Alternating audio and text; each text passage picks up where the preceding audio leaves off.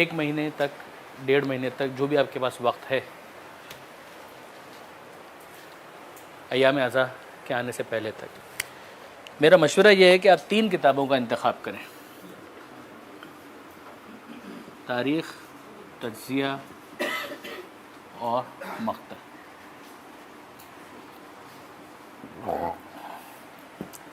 ایک تو آپ کا مصائب پڑھنے کا ایشو ہے، اس کے لیے تو وہ ریڈی میڈ مٹیریل ہے جو آپ کر سکتے ہیں، وہ کبھی بھی آپ کر لیں، وہ کوئی پرابلم نہیں ہے۔ اس کو مضبوط کرنے کے لیے جو بیان المصائب کی بات ہو گئی، کتاب روایت اعضاء کو آپ دیکھ لیں، دوسری کتابوں کو دیکھ لیں، بیان میں تو ابھی اسی کو رکھیں۔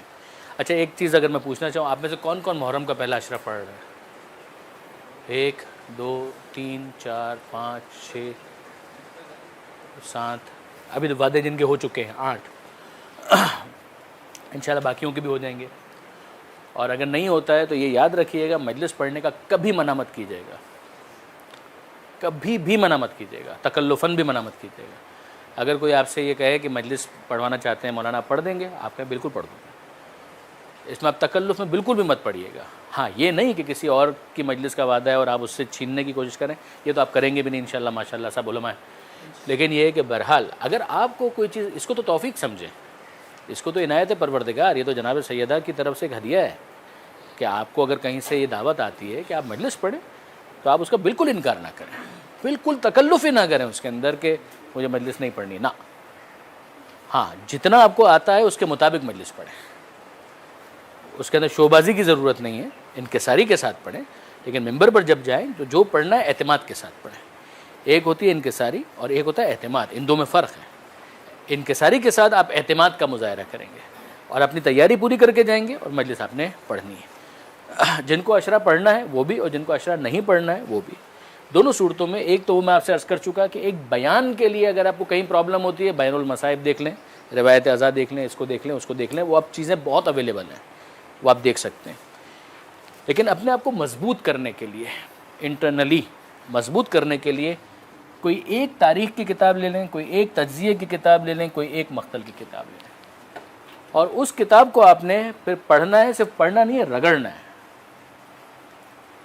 پھر اس کتاب کو، ایک کتاب لیجیے گا، میں نہیں کہہ رہا کہ آپ 10 کتابیں لیں، نہ، میں آپ سے یہ بھی نہیں کہہ رہا 5 کتابیں لیں۔ جو افراد پہلے سے کسی موضوع پر کتاب پڑھ چکے ہیں وہ اسی کتاب کو واپس لے لیں۔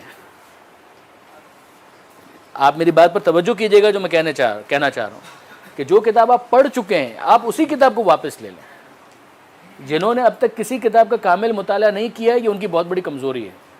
معافی چاہتا ہوں، یہ بہت کھل کر میں اظہار کر رہا ہوں اس کا، لیکن یہ کہ بہت بڑی کمزوری ہے۔ یعنی آپ کا جینا مرنا کربلا ہے، اور کربلا سے متعلق ایک کتاب بھی ایسی نہیں ہے کہ جس کو آپ نے کامل مطالعہ کیا۔ یہ کیسے چلے گا معاملہ؟ ان 3 حصوں میں ان موضوعات کو تقسیم کریں: تاریخ، تجزیہ اور مقتل۔ یہ اور یہ واقعات سے بھرپور ہوں گے۔ اس کے اندر واقعات ڈیٹیل میں نہیں ہوں گے، اس میں واقعات ڈیٹیل میں ہوں گے۔ پہلے بھی یہ بات آئی تھی، پھر میں اس کو ریکال کروا رہا ہوں۔ پہلے سے میرے مراد جب پچھلے سیشنز ہوئے تھے کہ کچھ مین اسٹریم تاریخ ہیں، تبری، ابن کثیر وغیرہ، تاریخ یعقوبی، تبری، اس کے اندر بھی آپ دیکھیں گے تو 60 صفحے سے زیادہ آپ کو نہیں ملیں گے، 60 پیجز، مگر پڑھ ڈالیں، 60 صفحے ہیں نا، پڑھ ڈالیے۔ 60 صفحے پڑھنے میں کتنا ٹائم لگتا ہے؟ تاریخ یعقوبی تو ہے ہی کل ایک جلد کے اندر، کتنا ٹائم لگتا ہے اس کے اندر؟ اس چند صفحے ہیں، مگر آپ پڑھیں تو صحیح۔ اس کا فائدہ کیا ہوگا کہ آپ اپنے اندر ایک اعتماد محسوس کریں گے کہ تاریخ تبری کے اندر کربلا کا حصہ میرے مطالعے میں ہے، ابن کثیر نے جو لکھا ہے کربلا سے متعلق میرے مطالعے میں ہے، یعقوبی نے جو لکھا ہے میرے مطالعے میں۔ یہ جو مین تاریخ ہیں اگر یہ کر لیں تو بہت اچھا ہے، ورنہ ایک کتاب کا انتخاب کریں۔ مثلا آپ نے کہا آسن المقال المنتلا، اس کو کر لیں، کوئی بات نہیں، مگر اس کو پھر پڑھنا ہے، رگڑنا ہے۔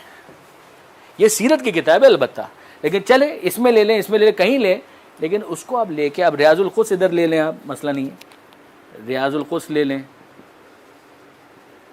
یا احزان لے لیں، کوئی ایک کتاب لے لیں، کوئی ایک کتاب۔ اس کو پڑھنا کیسے ہے ابھی میں آپ سے عرض کرتا ہوں۔ تجزیے کے اندر مثلا شہید انسانیت آپ نے لے لی،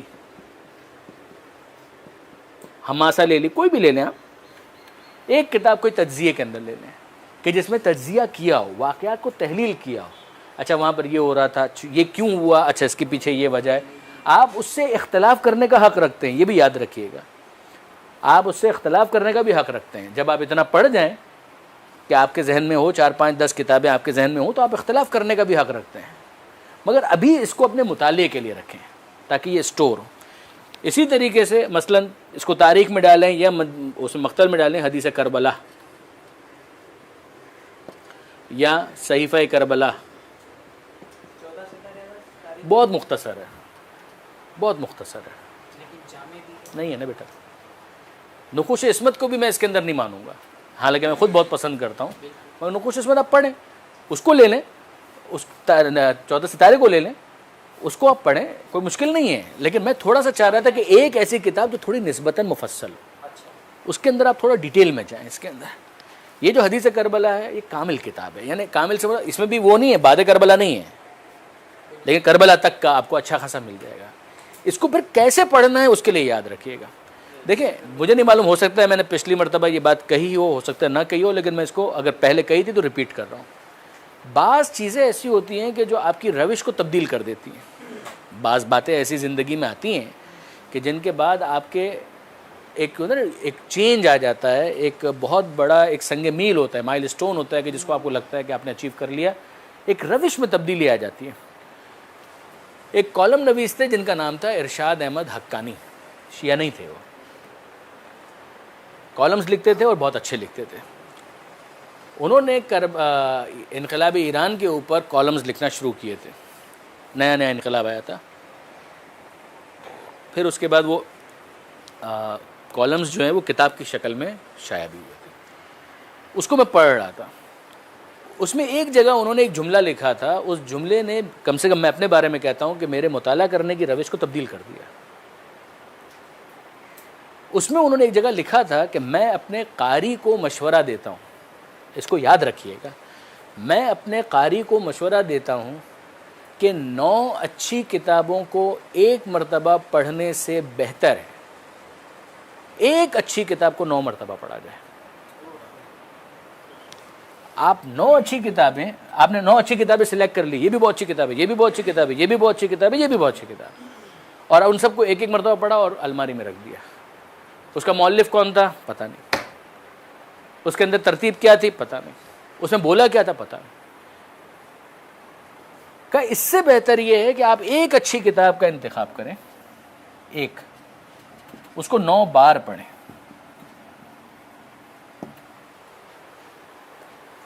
اب آپ کا قلم جب ساتھ ساتھ چلے گا نا, آپ مطالعہ کر رہے ہیں, کوئی اچھی چیز نظر آئی, کوئی امپورٹنٹ چیز نظر آئی, اس کو آپ نے انڈر لائن کر لیا, کوئی چیز سمجھ میں نہیں ہے, آپ نے وہاں پر کوشچن مارک لگا دیا. آپ کا قلم چلنا چاہیے. کوئی بہت امپورٹنٹ چیز نظر آئی, آپ نے سائڈ میں اس طرح سے ایک نشان لگا دیا, اس کو انڈر لائن کر دیا.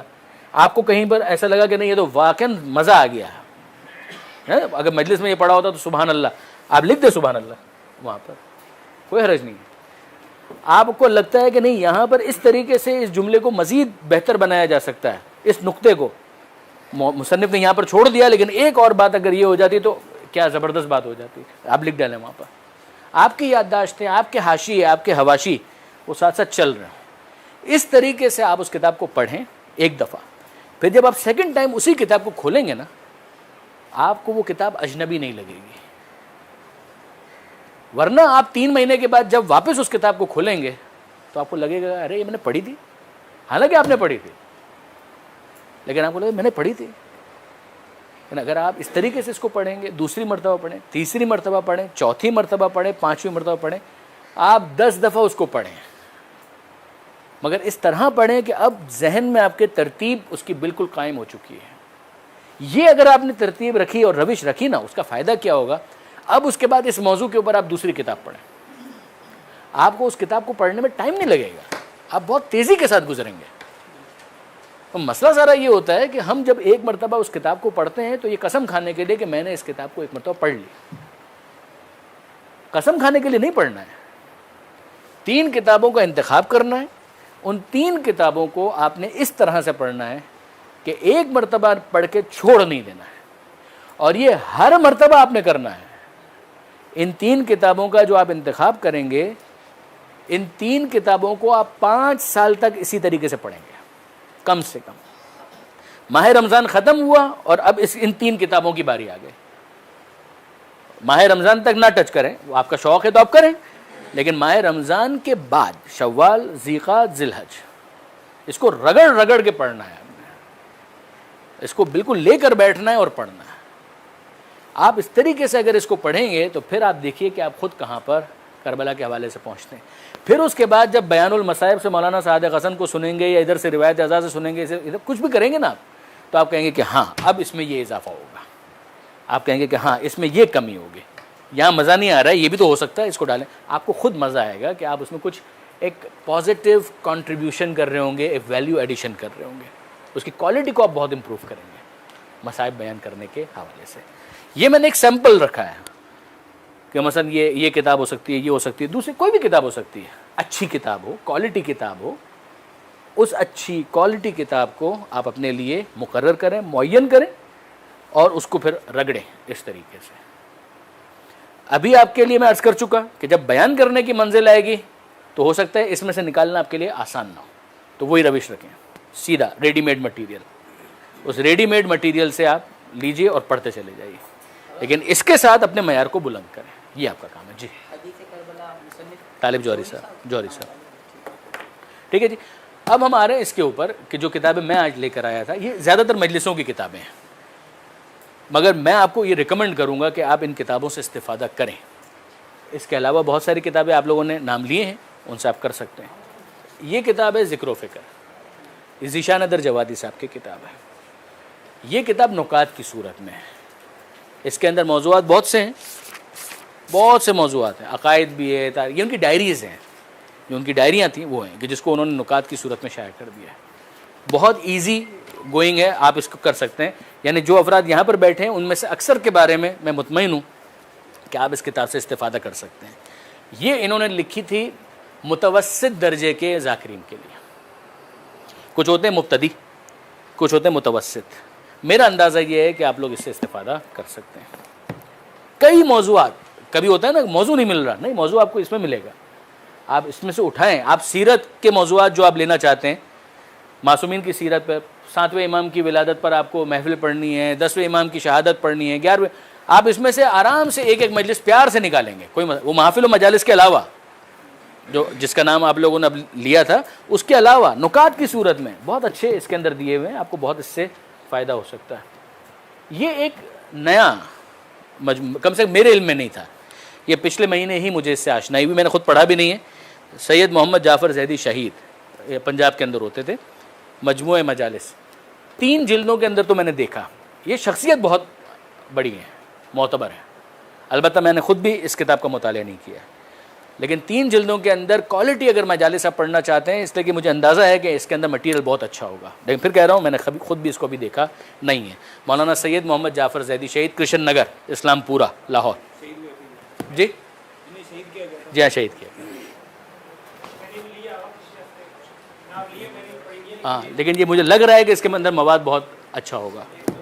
یہ جو کتاب ہے آپ لوگ اکثر اس سے واقف ہیں، روایات اعضاء، اب اس کی دوسری جلد بھی آ گئی ہے، اتنی اچھی نہیں شائع ہوئی جتنی یہ پہلی جلد شائع ہوئی ہے، جتنی اچھی اتنی اچھی دوسری جلد شائع نہیں ہوئی، مگر مواد اس کے اندر بھی آپ کو ملے گا، بڑے معتبر ذاکرین کا، علماء کا، کہ جنہوں نے مصائب وغیرہ پڑھیں، اچھا آپ کو مل جائے گا۔ تو یہ بھی آپ کے پاس ہونی چاہیے، یہ بھی اور دوسری والی بھی۔ یہ البتہ فارسی میں ہے، علامہ نراقی کی، غم ہے جاسوس، محرق القلوب، در تاریخ و مصیبت ہے اہل بیت۔ آپ میں سے جو احباب فارسی سے شغف رکھتے ہیں وہ اسے استفادہ کر سکتے ہیں، ٹھیک ہے جی۔ میرے علم میں نہیں ہے، ورنہ تو وہ لے کر آتا۔ یہ میں جو عرض کر رہا تھا روایات اعضاء کی دوسری جلد وہ ہے، لیکن اتنا مزیدار انداز میں اس کو نہیں شائع کیا جتنا اچھے طریقے سے اس کو شائع کیا تھا۔ میرا اندازہ ہے کہ اگلی جو اس کے ایڈیشنز آئیں گے وہ بہتر ہوں گے، لیکن یہ کہ اس کے اندر بھی مواد ہے، لیکن ڈھونڈنے میں آپ کو کافی زحمت ہوگی۔ اس میں ڈھونڈنے میں زحمت نہیں ہوتی، اس میں ڈھونڈنے میں کافی زحمت ہے۔ یہ مصنف تو نہیں ہوئے، ترتیب جنہوں نے دی ہے عابد عسکری صاحب۔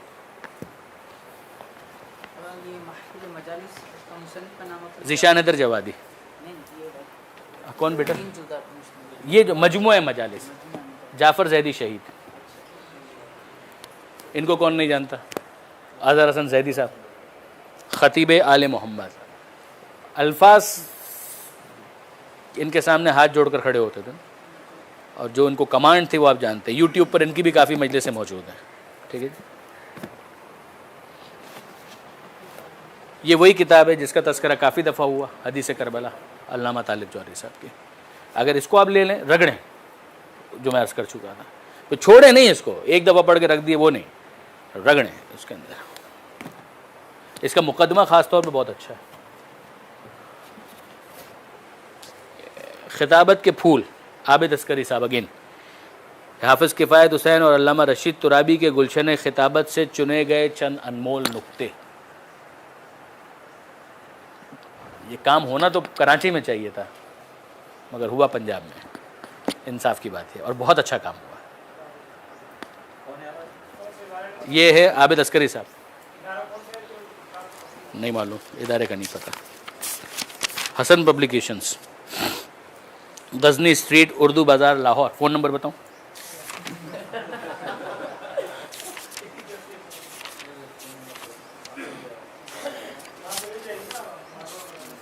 ملنی چاہیے، ڈھونڈیں، ورنہ آسان سا نسخہ ہے، کسی سے لیجئے، انٹرنیٹ کے اوپر اسکین کر کے ڈال دیجیے. یہ خود تو متنازع ہو گئے بے شک، اور صحیح وجہ سے متنازع ہو گئے. محمد حسین فضل اللہ صاحب، ان کی البتہ یہ اردو میں مکتبہ محراب نے 101 تقاریر یہ شائع کی. 101 تقاریر، نکات آپ کو مل جائیں گے، اس میں سے بنیادیں مل جائیں گی. یعنی ہر آدمی کی ہر چیز تو غلط نہیں ہوتی نا، ان کی جو مسٹیکس ہو گئیں وہ چھوڑیں اپنی جگہ پر، لیکن یہ کہ بہرحال اوورال یہ 101 تقاریر مختلف موضوعات پر. پھر آپ دیکھیں، موضوع لیجئے، پھر اس کو بڑھائیے. آپ کو ایک موضوع مل جائے گا تو پھر آپ اس کو بڑھائیں گے نا، وہ فائدہ ہوگا. تو 101 تقاریر یہ بھی اچھی ہیں.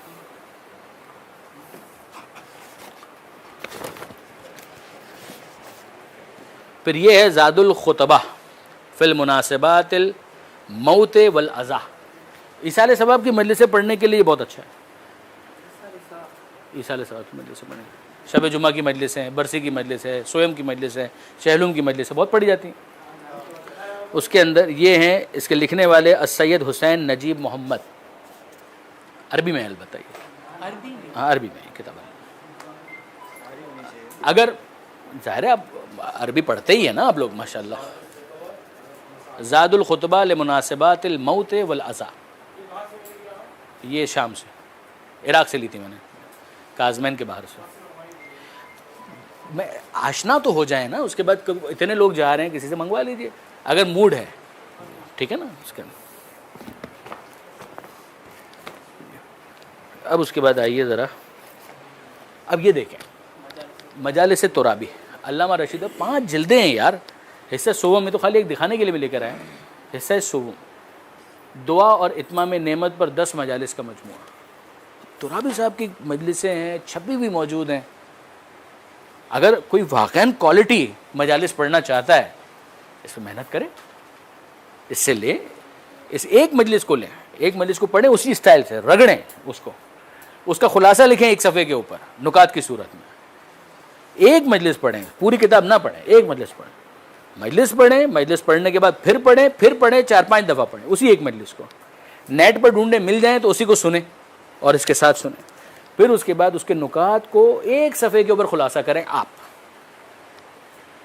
پھر اس کے بعد اس کو میمورائز کریں. ایسی آپ 5-10 مجلسیں اگر بنانے میں کامیاب ہو جائیں، کیا کہنا، زبردست. ذیشان درجوادی صاحب، توحید، آخری اشرہ مجالس. یہ ذیشان صاحب کی آخری جو اشرہ تھا، جس کے بعد وہ وفات پا گئے عاشور کے دن، شام غریبہ سے کچھ پہلے، یہ کتاب. اسی طریقے سے ان کی اور بہت ساری جو کتابیں ہیں. مجلسوں کا تو انہوں نے ایک اہتمام کیا تھا نا، مسودات شائع کرنے کا. اس میں خاتون کو نہ دیکھیں، گفتگو اور تقریر کا فن، ٹل کارنے کی، یہ میں نے پہلے بھی بتائی تھی. اس میں لے کر اسی لیے ہے، یہ بہت اچھی کتاب ہے. اگر ہو سکے اس پر مذاکرہ کریں، 2-3 دوست جو ہے نا مل کر اس کو پڑھیں، اور پڑھنے کے ساتھ ساتھ اس کے اوپر مذاکرہ کریں کہ اچھا اس کو ہم کیسے کر سکتے ہیں، اچھا ہم کیسے کر سکتے ہیں، یہ کیسے کریں، ہاں ڈل کرنا ہے. گفتگو اور تقریر کا فن، یہی تو تقریر ہے. ڈیل کارنیگی بہت مشہور ہے, ڈیل کارنیگی, ٹھیک ہے جی. اب یہ دیکھیں مولانا صادق حسن صاحب, نبی کی بیٹی جناب سیدہ پر 10 مجلس ہیں. اب اگر آپ سے کہا جائے کہ عشرہ پڑھنا ہے بی بی کے اوپر, تو آپ کا پہلا سوال کیا ہوگا کہ 10 دن تک مصائب کیا پڑھیں گے؟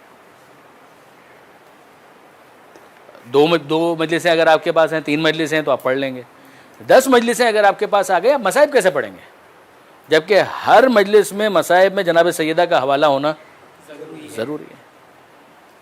یہ 10 مجلسیں بی بی کے اوپر ہیں. آپ دیکھ تو سکتے ہیں نا کہ انہوں نے کس طریقے سے مصائب پڑھے. 10 مجلسوں میں مصائب انہوں نے کیسے پڑھے, 10 مجلسوں میں بی بی کے حوالے سے کیا انہوں نے گفتگو کی, کتنی گفتگو کی. آپ کے پاس ایک ریفرنس تو آ گیا اس کے اندر. ہمارے فیوریٹ علامہ نقن صاحب 5 الگ الگ جلدوں میں مجموعہ مجالس علامہ سید علی نقوی صاحب. اس کے علاوہ بھی ہے معراج خطابت کے نام سے بھی, یہ بھی نہیں کیے, یہ بھی نہیں کیے. آپ خالی موضوعات دیکھیں گے نا تو پھر آپ کو کوالٹی کا اندازہ ہوگا. موضوعات دیکھیں, مواد دیکھیں, ترابی صاحب کا, ان کا, تو آپ کو اندازہ ہوگا کہ کیا کوالٹی ہے. یہ رسالت الہیہ ذیشان اطہر جوادی صاحب آپ کے لیے آئیڈیل بہترین مجالس ہیں. اس کے اندر میمورائز کریں, پڑھ ڈالیں, کوئی مسئلہ نہیں ہے, چل جائے گا. ریڈی میڈ مٹیریل اس کے اندر. قیامت اور قرآن, یہ تو میں سیمپلز لے کر آیا ہوں. رشید ترابی صاحب ایک مرتبہ پھر موضوع سے آپ اندازہ کر سکتے ہیں. قرآن میں جو قیامت سے متعلق چیزیں ہیں اس کے ڈسکس کیا ہے, اور اسی میں فضائل بھی چل رہے ہیں, اسی میں مصائب بھی ہو رہے ہیں. اس کے اندر مولانا غلام عسکری صاحب خطیب اعظم, ٹھیک ہے جی, ان کے مقالات, یہ مقالات ہیں, مجالس بھی ہیں, یہ مقالات ہیں, ٹھیک ہے جی. لیکن یہ کہ آپ اندازہ کر سکتے ہیں اس میں سے ہر مقالہ اپنی جگہ ایک مجلس کا موضوع بن سکتا ہے, ہر مقالہ.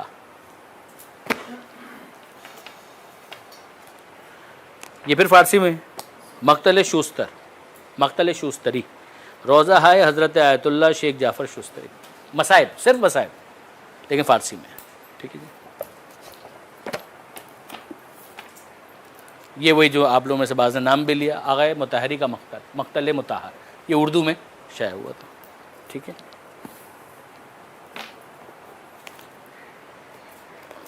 مجموعہ مجالس گریہ 14 جید مقتدر علماء پاک و ہند, سب کی ایک 2 مجلسیں لی ہیں انہوں نے. کون کون ہیں؟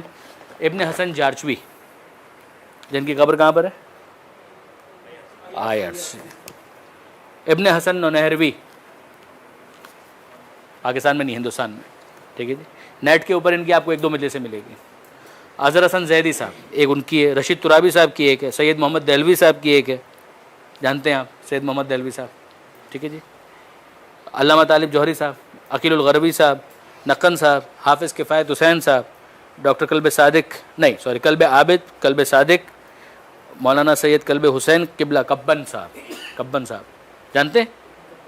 ہاں کبن صاحب, ہاں یہ ان کی کبن صاحب بہت مشہور ہیں. شاید ایک آدھ مجلس ان کی آپ کو ملے گی, شاید یوٹیوب پر, شاید, کنفرم نہیں. بشیر انصاری صاحب, فاتح ٹیکسلا, مرزا اطہر صاحب, یہ ہیں کل 14 مجلسیں کہ جو ایک مجموعے کے اندر موجود ہیں. پڑھیں, مختلف فلیورز ہیں, ان کو دیکھیں کیا انداز تھا, کیا طریقہ تھا ان کا پڑھنے کا.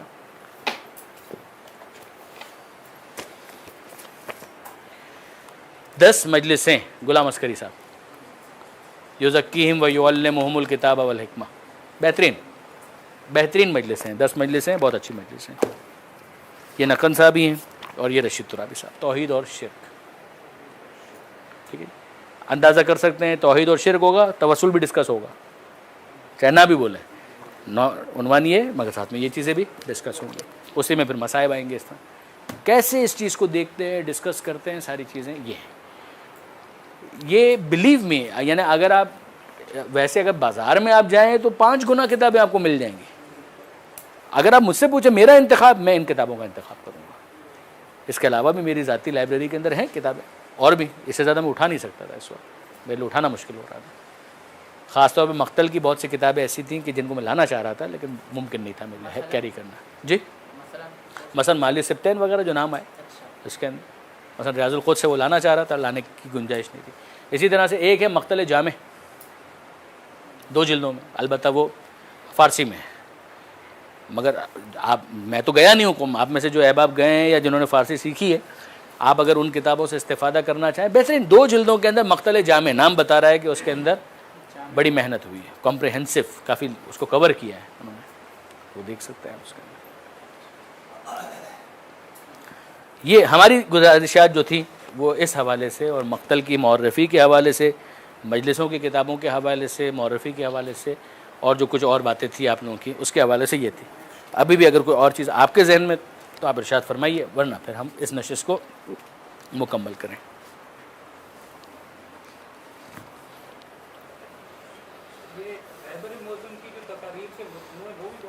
بہت اچھے ہیں، بہت اچھے ہیں. جی ہاں، جی ہاں، بہت اچھے. بالکل بالکل صحیح فرما رہے ہیں آپ، بالکل. اور سخنران تو وہ اچھے ہی تھے ہمیشہ سے، ہمیشہ سے وہ خطیب تو بہت بڑے تھے.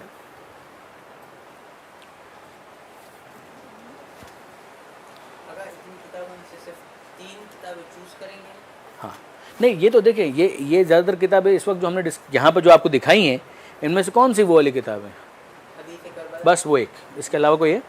کوئی بھی نہیں. میں تو آپ سے عرض کر رہا ہوں نا کہ جو اصل یہ جو کتابیں ہیں یہ تو مجالس کی کتابیں زیادہ ہیں جو میں نے آپ کو دکھائی ہیں، کہ جس سے آپ کو ریڈی میڈ مٹیریل بڑی آسانی کے ساتھ مل سکتا ہے. بالکل ریڈی میڈ مٹیریل. یہ تو آپ کا اگلے 2 مہینے کا کام ہے، 1.5 مہینے کا، جتنا بھی آپ کے پاس وقت ہے اس وقت، محرم سے پہلے والا. اس میں 3 کتابوں کا آپ انتخاب کریں اور رگڑنا شروع کریں اس کو.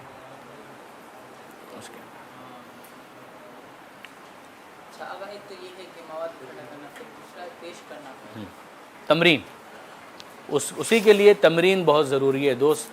آپ کتنے ہی لیکچر سن لیں کہ سوئمنگ اس طرح سے ہوتی ہے، تیراکی اس طرح سے ہوتی ہے، تیراکی کریں، پول میں اتریں پھر بات کریں. مثال کے طور پر ایک واقعہ کسی نے 10 مرتبہ پڑھا ہوا ہوتا ہے، ہاں لیکن جب وہ بیان کرنے میں آتا ہے، جیسے آپ نے بتایا اٹکیں، ہاں بالکل واقعی میں اسے محسوس ہوگی، اور جس طریقے سے پیش یا اگر پیش کر بھی جائے گا تو وہ مزہ نہیں آئے گا. نہیں رہے گا. تو اس حوالے سے میں نے آپ سے گزارش کی تھی کہ آپ میر حدیث کے جو بند ہیں اس کو پڑھیں، یاد کریں، اور پھر اس کے بعد اپنے گھر میں جو افراد ہیں ان کے سامنے پڑھیں، اپنے بچوں کو سامنے بٹھا لیں، بھائیوں کو ساتھ میں بٹھا لیں، اور پھر اس کے بعد ان کے سامنے اس کو پڑھیں، 1 دفعہ 2 دفعہ 3 دفعہ 4 دفعہ 5 دفعہ.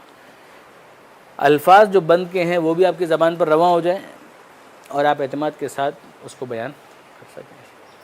اچھا، اگر بعض مرتبہ ایسا بھی دیکھا گیا ہے کہ فور سپورٹ کوئی ایک مجلس تھی اور جو نکات تھے وہ ایک اٹھا لی اور ایک ترتیب دے دی، ہاں، تو اس میں ایسا ہوتا ہے کہ روانگی نہیں رہتی، روانی نہیں رہتی. سوچتا رہتا ہے کہ بھائی اب یہ نقطہ ہو گیا، اب مجھے یہ واقعہ پڑھنا ہے، جس طرح کہ فلاں میں نے کتاب میں پڑھا تھا، اور اب یہ اسٹیج ہو گئی، اب اس کے بعد آگا نے یہ لکھا تھا، اب مجھے یہ پڑھنا ہے. ہاں، تو وہ تسلسل برقرار نہیں رہتا. جبکہ اگر انسان یہ تمرین کا فقدان ہے یا حافظے کی کمزوری ہے؟ 2 چیزیں ہیں. ایک تو یہ کہ حافظہ کمزور ہے، اس وجہ سے محفوظ نہیں رہ پاتا، اور یا بھی تمرین کی کمی ہے. ابھی آپ نے تمرین اتنی نہیں کی نا اس کی، جس کی وجہ سے وہ چیز جو ہے روانی کے ساتھ نہیں آ رہی ہے. اسی کے لیے تمرین ضروری تھی. اور کئی دفعہ ایسا ہوتا ہے کہ آدمی جب مجمع کو سامنے دیکھتا ہے نا، ہزاروں کا نہیں، لاکھوں کا نہیں، عین ممکن ہے 10 لوگ ہوں، مگر 10 لوگوں کے سامنے وہ بیٹھ گیا ہے اور سب کی نظریں اس کے اوپر ہیں، جس کی وجہ سے ایک پریشر بلڈ اپ ہو جاتا ہے. اگر آپ وہ پریشر اپنے اوپر لے لیں گے تو پھر نہیں بیان کر پائیں گے. نہیں، ہم تو 10 مرتبہ صلوات پڑھتے ہیں، انہیں پریشر دے دیں گے ہم تو. وہ جب تک 10 مرتبہ پڑھیں تب تک ہم بلڈ اپ ہوئیں گے. ہاں، یہ خود بھی دیکھیں، وہی ایک بہت بڑی نعمت ہے. بالکل صحیح بات ہے. ایک اور طریقہ بھی بعض علماء نے یہ اختیار کیا، کوئی حرج بھی نہیں ہے اس کے اندر، کہ آپ ایک کاغذ کے اوپر اپنے نکات لکھ کر لے کر جائیں. آپ اپنے جو نکات پڑھنا چاہتے ہیں ان کو اپنے سامنے کاغذ کے اوپر رکھیں، مگر وہ مجلس سے زیادہ لیکچر کا اسٹائل ہو جاتا ہے.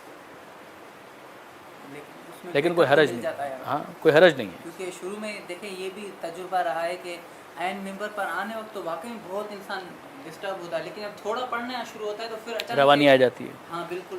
تو اس میں یہ بھی ہوتا ہے. ممکن ہو جائے اس پیپر سے پھر وہی فولڈ کر کے رکھتے اپنی جیب میں. بالکل صحیح ہے. آپ ایون خامنہ کو دیکھیں, وہ عام طور پر اپنے سامنے کاغذ رکھتے ہیں, ان کے ہاتھ میں کاغذ ہوتا ہے. اسی طریقے سے آپ بہت سے دوسرے, ڈاکٹر حسن رضوی کئی دفعہ وہ اپنے ہاتھ میں کاغذ رکھتے ہیں. اسی طرح سے بہت سے دوسرے مقررین ہیں کہ جو اپنے نوٹس ساتھ میں رکھتے ہیں. جو بڑے بڑے سربراہان مملکت ہیں وہ بھی جب تقریریں کرتے ہیں تو وہ سامنے رکھتے ہیں. تو ابتدا میں تو کوئی حرج نہیں ہے, اگر آپ مجلس کے لیے بھی اگر نوٹس بنا لیں اور سامنے رکھیں تو بھی کوئی حرج نہیں. بعض افراد اپنی ڈائری رکھتے ہیں. علی مرزا زیدی صاحب کا طریقہ کار یہی ہے, وہ اپنے, اب تو اس کے بغیر بھی وہ کرنے لگے, ورنہ پہلے تو بالکل وہ اپنے نوٹس اپنے سامنے رکھتے ہیں. بہت سے فاضل موسوی صاحب, سجاد دہلوی صاحب, فاضل موسوی صاحب کا طریقہ کار یہی ہے. اچھے مقرر مانے جاتے ہیں, لیکن وہ اپنے سامنے وہ رکھتے ہیں, ریفرنسز رکھتے ہیں اس کے اندر. جہاں علی شاہ کاظمی صاحب نے بھی بیچ میں کئی مجالس میں یہ طریقہ کار اختیار کیا تھا. ہر مجلس میں نہیں, لیکن کئی مجالس میں انہوں نے یہ طریقہ کار بھی رکھا تھا. کتاب ہی کھول لیتے تھے. ایک تو یہ کہ زیادہ تر جو اسٹائل جو چل رہا ہے نا, جیسے اعلیٰ جان علی شاہ کاظمی صاحب وہ نثر کی صورت میں پڑھتے ہیں, اسی طریقے سے نثر کی صورت میں, یعنی وہ ترنم میں ترنم پڑھتے ہیں. اسی طریقے سے آج کل وہ اسٹائل چل رہا ہے کراچی کے اندر بھی ایک دو خراب ہیں وہ پڑھنے ہیں, ان کو زیادہ لائک کیا جاتا ہے, لوگ ان کو زیادہ لائک کرتے ہیں. صحیح. انسان کے مزاج میں موسیقیت ہے نا, موسیقیت سے مس انڈرسٹینڈ مت کیجیے گا کہ ردم, ایک رائم, قوافی کو پسند کرتا ہے نا انسان. اگر ایک چیز جو ہے وہ ایک ردم کے ساتھ آ رہی ہے, ایک اس کے اندر وزن ہے, موضوع ہے, تو اچھا لگتا ہے. پھر اگر انسان اس کو پڑھتے ہوئے ایک خاص آہنگ پیدا کر لے, صوتی آہنگ, تو بھی اس کی وجہ سے جو سامع ہے اس کے اوپر اثر تو آتا ہے. تو اہل پنجاب جو ہیں یا سرائکی میں جو مجلسیں ہوتی ہیں اس کا تو طریقہ کار ہی ہے. کم ہی ہیں افراد کے جو ترنم سے نہ پڑھتے ہوں, تو ٹھیک ہے, کوئی حرج بھی نہیں ہے اس کے اندر. یعنی یہ تو کوئی لگا بندہ رول نہیں ہے, لیکن لکھنؤ کا یہ مزاج نہیں تھا. لکھنؤ کے جو علماء ہیں ان کا اگر آپ طریقہ کار دیکھیں تو یہ طریقہ کار نہیں تھا. تو اہل زبان جو علماء ہیں وہ عام طور پر اس روش کو بہت زیادہ اپریشیٹ نہیں کرتے, مگر ٹھیک ہے, یہ ان کی ایک رائے ہے, یہ ان کا ایک ذوق ہے. اگر آپ یہ محسوس کرتے ہیں کہ یہ طریقہ کار, یعنی جہاں علی شاہ کاظمی صاحب نے جب یہ طریقہ کار اختیار کیا تھا, یہ اہل ایران کا طریقہ کار تھا نا, انہوں نے تو وہاں سے انسپائریشن لیا تھا, وہ تو وہاں سے انسپائر ہوئے تھے. تو وہ جب یہاں پر, مجھے یاد ہے پہلی مرتبہ بڑے امام باڑہ کھارادر میں جب انہوں نے اس طرح سے مصائب پڑھنا شروع کیے تھے, تو سامعین کے لیے بالکل ایک اجنبی انداز تھا. یہ کیا ہو گیا جہاں علی شاہ کاظمی صاحب کو؟ ہوا واقعی یہی تھا کہ یہ ان کو ہو کیا گیا ہے, اس طرح سے کیوں پڑھ رہے ہیں, بالکل یہ تو مجلس کا ماحول ہی خراب کر دیا. لیکن نہیں, ایسا نہیں ہوا. آہستہ آہستہ آہستہ آہستہ انہوں نے بالکل سامعین کو اپنے رنگ میں ڈھال لیا. جیسے کہ مصائب وہ پڑھتے بہت اچھا ہے, ان کا جو مصائب کا جو بیان ہے نا, اس کے اندر ایک رقت, ایک اس کے اندر ترتیب اس طرح سے ہے کہ لوگ اس کے سحر میں گرفتار ہوتے چلے گئے. لیکن یہ وہ کر سکتا ہے کہ جس کی آواز میں یہ خوبی پائی جاتی ہو. ہر شخص یہ کرنے جائے گا تو اس کے اوپر سوٹ بھی نہیں کرے گا. تو آپ اپنی دیکھیں, ایک چیز شاید میں نے اس دن بھی کہی تھی, ایک بات کہی جاتی ہے SWOT انالیسس, SWOT. آپ کی اسٹرینتھ کیا ہے, یعنی آپ کی طاقت, آپ کی کمزوری کیا ہے, آپ کے پاس موقع کیا ہے, اپورچونٹی کیا ہے, اور آپ کے پاس تھریٹ کیا ہے. اسٹرینتھ اور ویکنیسز جو ہے نا یہ آپ کے اندر ہوتی ہیں, اپورچونٹیز اور تھریٹ باہر ہوتی ہیں. آپ کی طاقت کیا ہے, آپ دیکھ رہے ہیں کہ میرے اندر یہ آواز اللہ نے مجھے دی ہے, فضل من اللہ, فضل من اللہ, فضل پروردگار ہے, میں اس طرح سے پڑھ سکتا ہوں, یہ آپ کی اسٹرینتھ ہے. آپ نے 2-3 دفعہ پڑھنے کی کوشش کی, اندازہ کیا کہ میں اس طرح سے نہیں پڑھ سکتا ہوں, یہ مجھے سوٹ ہی نہیں کرتا, تو یہ آپ کی کمزوری ہے. پھر اگر آپ اس کو پڑھنے کی کوشش کریں گے تو آپ اس کے اندر کام خراب کریں گے. تو یہ تو بل الانسان علی نفسہ بصیرہ, انسان خود اپنے بارے میں بہت خوب جانتا ہے کہ اس کے اندر صلاحیت کیا ہے, یا اس کے قریب کے افراد, اس کے اساتید وغیرہ, اس کے دوست, وہ اس کو مشورہ دے سکتے ہیں. تو یہ انالیسس ہمیشہ کیجئے, strength, weaknesses, opportunities and threat. آپ کی اپورچونیٹی کیا ہے, آپ کو کوئی دعوت دیتا ہے مجلس کے لیے, یہ آپ کے لیے ایک موقع ہے جس کے لیے میں نے آپ سے عرض کیا کہ اس کو ضائع مت ہونے دیتے. اور تھریٹ یہ ہے کہ باہر سے آپ کو کون نقصان پہنچا سکتا ہے. آپ اپنے کیس کے اندر اس کی پرواہ نہ کریں. افوض امری الی اللہ ان اللہ بصیر بالعباد, چھوڑ دیں اللہ کے اوپر. جو صلاحیت اللہ نے آپ کو دی ہے اس کا تجزیہ کریں, جو آپ کے اندر کمزوری ہے اس کا احساس کریں, اس کمزوری کو دور کرنے کی کوشش کریں, اس اسٹرینتھ کو بڑھانے کی کوشش کریں. مثلا مولانا نے کہا کہ ان کے پاس 2500 کتابیں ہیں, یہ ان کی اسٹرینتھ ہے. انہوں نے کہا میرے والد بھی عالم تھے, یہ ان کی اسٹرینتھ ہے. آپ میں سے بہت سے ایسے ہوں گے کہ جن کے والد عالم نہیں ہوں گے, جنہوں نے زیرو سے لائبریری بنانا شروع کی ہوگی. اب یہ کمزوری ہے کہ اس وقت کتاب نہیں ہے, مگر اس کمزوری کو آپ اسٹرینتھ میں کیسے تبدیل کریں گے کہ لائبریری نہیں تھی میں بنا رہا ہوں. یہ آپ کی اولاد کے لیے اسٹرینتھ ثابت ہوگی, طاقت ثابت ہوگی. آپ سمجھ رہے بات کو؟ تو وہی والی بات کہ جس کو خدا نے جہاں پہنچایا ہوا ہے وہ اس سے آگے جانے کی کوشش کرے. جو چیزیں اس کے اندر کم ہیں اس کمی کو وہ پورا کرنے کی کوشش کرے. موقع جو ملتا جائے اس موقع سے فائدہ اٹھائیے. وہی آپ کی مجال ہے, وہی آپ کا میدان ہے کہ جس کے اندر آپ نے پرفارم کرنا ہے. اور اگر کبھی کوئی ایسا تھریٹ والا معاملہ آتا ہے تو اس کو اللہ پر چھوڑیے. خود خواہ خواہ کسی گڑھے کے اندر گرنے کی کوشش نہ کریں, لیکن کبھی ایسا معاملہ آ جاتا ہے تو خدا پر چھوڑیں. تھریٹ ہے سپاہی صاحبہ, یہ ہو سکتا ہے, یہ ہو سکتا ہے, یہ ہو سکتا ہے, یہ ہو سکتا ہے, سب کچھ ہے. ٹھیک ہے جی. مجلس اپنے ذوق کے مطابق پڑھی جائے یا سامعین کے ذوق کے مطابق؟ دونوں چیزیں. آپ کا ذوق کیا ہونا چاہیے؟ دیکھیے آپ سامعین کو سنا رہے ہیں تو سامعین کو آپ یہ تو نہیں کر سکتے کہ سامعین کا ذوق یہ ہے کہ وہ کہتے ہیں مولا کائنات جو تھے وہ اللہ تھے, تو آپ یہ بھی پڑھنا شروع کر دیں, یہ تو نہیں ہوگا. لیکن اگر ان کا ذوق کسی ایسی بات کا تقاضا کرتا ہے کہ جو شریعت کے دائرے کے اندر ہے تو آپ کو کیا پرابلم ہے؟ اگر ان کا ذوق یہ کہتا ہے کہ یار مولا کے کچھ فضائل پڑھ دیجئے تو آپ کیوں نہیں پڑھ رہے؟ اگر وہ یہ کہیں کہ بس فضائل ہی پڑھیے, نصیحت بالکل بھی نہ کریں, تو آپ کہیں کہ نہیں یہ نہیں ہو سکتا, مجھے کچھ نہ کچھ نصیحت تو کرنی ہے تاکہ لوگوں کے اندر کچھ بہتری آئے. اگر وہ ایسی کوئی پابندی لگانا چاہتے ہیں تو آپ پوری مجلس فضائل میں پڑھیے, 5 منٹ تو کم سے کم نصیحت کریں, 10 منٹ تو نصیحت کریں, یہ تو کریں. لیکن اگر وہ یہ مطالبہ کر دیں کہ مثلاً آپ مولا کو کہیں کہ خدا تھے, یا خدا بھی مثلاً وہی بھیجنے سے پہلے مولا کائنات سے اجازت لیا کرتا تھا معاذ اللہ, تو یہ کہانی تو نہیں ہو سکتی. مثلاً ایک شخص ہے وہ پڑھتا ہے, وہ کہتا ہے میں زیادہ سے زیادہ روایت پر فوکس کروں, اس کا اپنا جو ذوق ہے وہ روایت پر ہے, اور وہ کہتا ہے کہ مجالس میں مجھے جتنا ہو سکے میں عوام الناس کو احادیث اور اخبار سے روشناس کرا سکوں. کوئی حرج نہیں. لیکن جب وہ آتا ہے ممبر پر تو دیکھتا ہے کہ سامنے والوں تو نکات کے عادی ہیں, وہ تو نقطے پہ نقطہ مانگتے ہیں, ورنہ آپ 10 روایتیں پیش کر دیں وہ ہلتے ڈھلتے تک نہیں اور بیٹھے ہیں ایسے ہی, تو اس سے تو آدمی خود بھی بوجھ محسوس کرتا ہے نا کہ یار وہاں سے کوئی ریسپانس ہی نہیں مل رہا, سارے کے سارے ہلتے ڈھلتے ہی نہیں, خامخواہ سلاد پہ سلاد پڑھایا جا رہا ہے. آپ کو آپ کی خدمت میں عرض کروں, اپنے آپ کو ایسا بنائیں کہ سامعین کے آپ محتاج نہ رہیں. آپ کو ایک جگہ, ایک کراچی شہر جو ہے نا اس کے لیے بہترین جگہ ہے. اس ایک شہر کے اندر وہ سامعین بھی ہیں کہ جو پوری مجلس سن لیں گے اور آپ کچھ بھی پڑھ دیں وہ سر نہیں ہلائیں گے. کھوجے ہماری کمیونٹی, اب تو کچھ پھر بھی سر ہلانے لگیں, ورنہ آپ کچھ بھی پڑھ دیں وہ نعرہ حیدری لگانا ہی نہیں ہے. وہاں پر آپ کو ایسا سامع بھی یہاں پر مل جائے گا. آپ کو وہ سامع بھی مل جائے گا کہ جب آپ کہیں اعوذ باللہ من الشیطان الرجیم اور وہ کہے گا سبحان اللہ, یہ بھی آپ کو یہیں پہ مل جائے گا شہر کراچی کے اندر. آپ کو وہ سامع بھی مل جائے گا کہ جو بڑا انٹلیکچوئل ہے, بڑا چوزی ہے, آپ کو داد بھی دے گا لیکن ہر بات پہ نہیں دے گا. یہ اچھا نہیں, اچھا برا کیا, سامع ہیں دوست.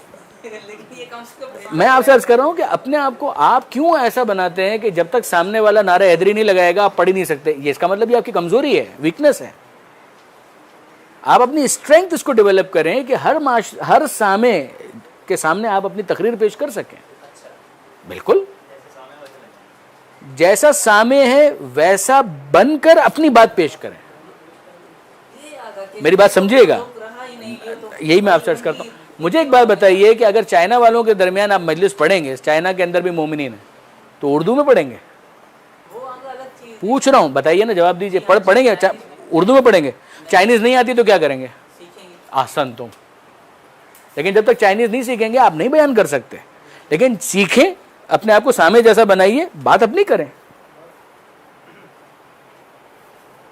اگر وہ اچھی اردو سننا چاہتا ہے تو آپ اچھی اردو کریں نا اپنی, کیوں نہیں کر رہے؟